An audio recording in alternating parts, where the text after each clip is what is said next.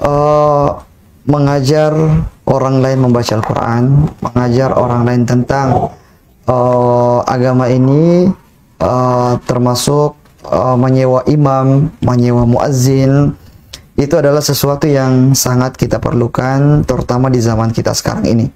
Nah, lalu apakah ini adalah sesuatu yang tidak diperbolehkan atau malah dia adalah sesuatu yang dibolehkan dalam syariat kita? Nah, ada beberapa contoh dalam hadis-hadis yang menunjukkan bolehnya mengambil upah dari Al-Quran. Ya.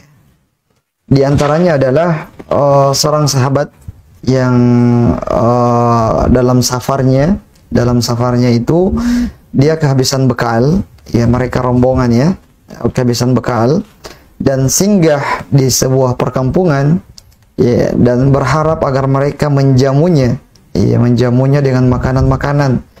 Tapi ternyata mereka tidak mau.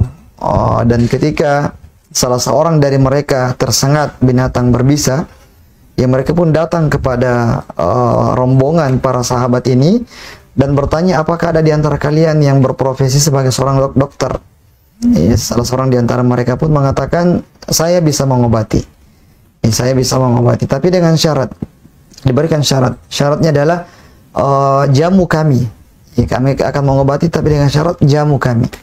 Akhirnya diterima syaratnya, dan pengobatannya ternyata bukan pengobatan dari obat-obatan yang lumrah, tapi diobati dengan Al-Quran atau diruqyah. Ya, diruqyah dengan Al-Quran. Dan setelah mereka sampai kepada Rasulullah SAW, mereka menyampaikan hal tersebut, dan Rasulullah membolehkan apa yang mereka lakukan, menunjukkan bahwasanya bolehnya mengambil upah dari situ. Nah, kemudian dalam hadis yang lain, Nabi kita SAW bersabda, Inna haqqa ma akhadtum alaihi ajran kitaballahi. Sesungguhnya yang lebih pantas untuk diambil upah adalah dari pengajaran Al-Quran. Hadis riwayat Bukhari.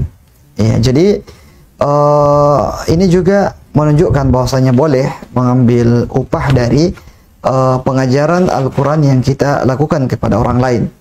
Hanya saja, tentu saja, jangan sampai kemudian ini merubah keikhlasan kita, jangan sampai kemudian ini mengurangi keikhlasan kita. Ya, kita mengajar, ya, kita mengharapkan pahala dari Allah Subhanahu wa Ta'ala. Namun jika memang itu adalah kita sangat membutuhkan untuk diberikan upah, maka kita boleh saja untuk memberikan upah karena waktu yang kita sudah luangkan, ya, waktu yang sudah kita luangkan untuk hal tersebut.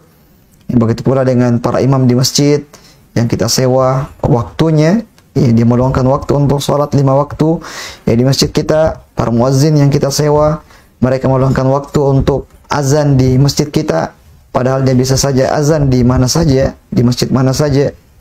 Nah, atau seorang guru yang kita panggil misalnya di rumah kita mengajar anak-anak kita,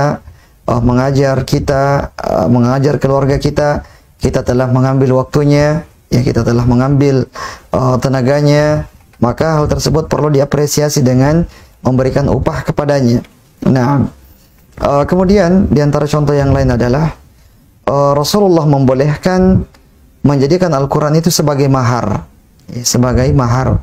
Seorang sahabat yang mau menikah dan dia adalah sahabat yang sangat miskin, kata Rasulullah SAW kepadanya, carilah meskipun hanya dengan cincin dari besi, ya, tapi cincin dari besi pun dia tidak ada.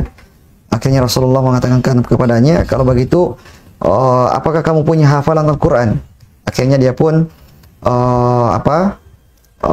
menjadikan hafalannya itu sebagai maharnya.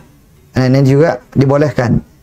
Sehingga kita katakan bahwasanya boleh seseorang mengambil upah dari Al-Quran yang diajarkan. Hanya saja dia harus selalu menjaga niatnya, jangan sampai kemudian hanya untuk kepentingan duniawi dan tidak ada untuk mencari keridhaan Allah Subhanahu wa Ta'ala.